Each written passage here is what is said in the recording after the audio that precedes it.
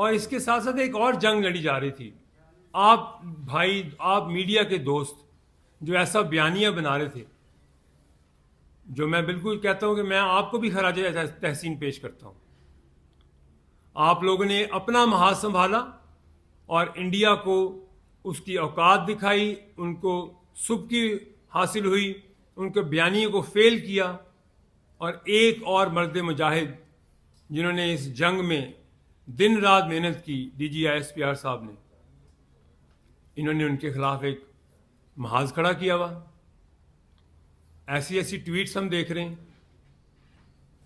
और उन्होंने एक ऐसा बयानिया बनाया कि पाकिस्तान का जो मीडिया था वो दुनिया ने तस्लीम किया कि पाकिस्तान के मीडिया में जो बात कही जा रही है वो सही सही साबित हुई है, और जो दुश्मन मुल्क का मीडिया था उसको झूठा बयानिया बना के पेश किया गया उनका।